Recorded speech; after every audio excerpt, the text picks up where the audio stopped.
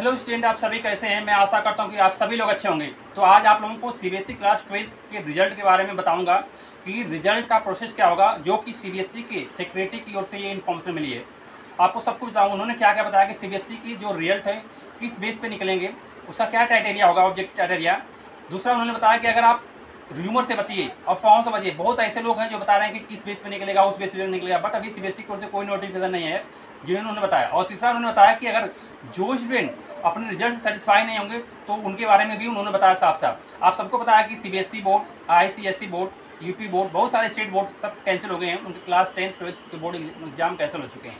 तो सबसे पहले आता है पहला क्वेश्चन कि बहुत सारे लोग, स्टूडेंट का क्वेश्चन है, पेरेंट्स का क्वेश्चन है, टीचर का, कि जो क्लास 12th का बोर्ड का एग्जाम है उनका रिजल्ट किस बेस पे होगा, उनकी ऑब्जेक्टिव क्राइटेरिया क्या होगी। तो इसके बारे में सीबीएसई सेक्रेटरी का क्या राय है, आप लोग सुनिए। 12वीं का परीक्षा परिणाम कैसे निकलेगा, इसके लिए थोड़ा इंतजार करना पड़ेगा बच्चों को, पेरेंट्स को, टीचर्स को। उसकी प्रक्रिया हम बना रहे हैं। विचार विमर्श के बाद, विशेषज्ञों की राय के बाद हम उसका क्राइटेरिया तय कर रहे हैं, और जैसे ही वो तय होगा हम पब्लिक डोमेन में डालेंगे और अपनी वेबसाइट पर भी अपलोड करेंगे और लोगों को सूचित भी करेंगे। तो थोड़ा समय लोगों को इंतजार करना पड़ेगा। दूसरा क्वेश्चन है कि अगर आप लोग ना अपनी जो र्यूमर है, अफवाह, इनसे बचिए। उन्होंने साफ साफ बोला कि आप अफवाह और र्यूमर से बचिए।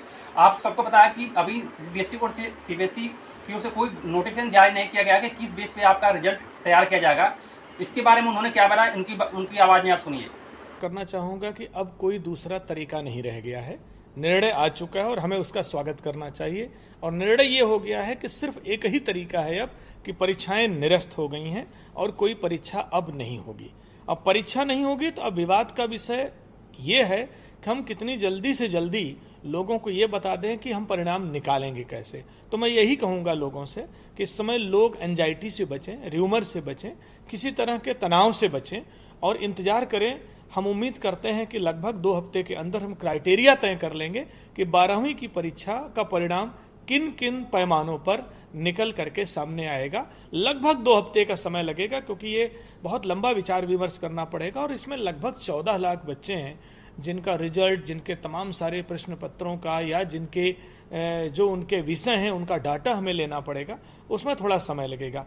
तो मैं यही कहूँगा कि अब कोई 2 विकल्प नहीं है, परीक्षा नहीं होगी, ये एक ही विकल्प है, बस हमें परिणाम निकालना है। और तीसरा उन्होंने बताया कि अगर जो बच्चे अपने रिजल्ट से सेटिस्फाई नहीं है, बहुत ऐसे बच्चे होंगे जो अपने रिजल्ट से सेटिस्फाई नहीं होंगे, बहुत ऐसे बच्चे जो अपने रिजल्ट से सेटिस्फाई हैं, जो सेटिस्फाई नहीं है, उनके लिए क्या उन्होंने बताया, उनकी आवाज़ में आप सुनिए।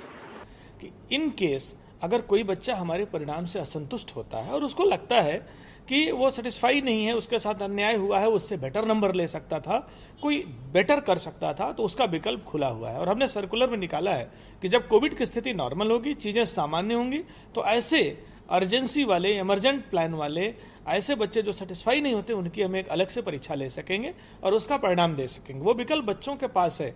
लेकिन मुझे लगता है कि हम इतने विचार विमर्श के बाद, इतने बृहद क्राइटेरिया के बाद जब रिजल्ट निकालेंगे तो मिनिमम ऐसे केसेज आएंगे जो हमारे रिजल्ट से डिससेटिस्फाई होंगे और बहुत कम मुद्दे आएंगे जो बच्चे री एग्जाम के लिए अप्लाई करेंगे।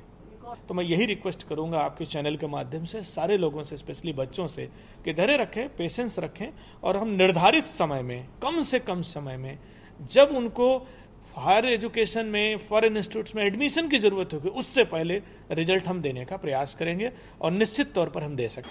और लास्ट में मैं यही बोलूँगा कि इस वीडियो को अधिक से शेयर करिए ताकि ये इन्फॉर्मेशन हर स्टूडेंट तक पहुँच जाए, हर पेरेंट्स तक पहुँच जाए, हर टीचर तक पहुँच जाए। क्योंकि अब ये इन्फॉर्मेशन बड़ी इंपॉर्टेंट है, इसलिए ये सारे स्टूडेंट तक पहुँचनी चाहिए। मैं यही अपने वीडियो के माध्यम से बोलूँगा कि आप लोग घर में ही रहिए, बहुत ज़रूरी हो तभी घर से बाहर निकलिए, क्योंकि कोविड महामारी में आप रिस्क मत लीजिए, क्योंकि आपको पता है कि बहुत अननेसेसरी बाहर निकलना सही नहीं है। मैं वीडियो के माध्यम से आप लास्ट में यही बोलूँगा कि आप लोग सेफ रहिए, घर में रहिए। Thanks to all and all the best.